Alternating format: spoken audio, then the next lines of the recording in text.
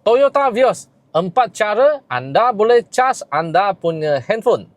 Cara yang pertama, wireless charger. Ini tak recommended sebab sangat-sangat slow charge. Cara yang kedua, pakai player sini punya USB Type A. Ini pun slow charge tapi still okey lagi.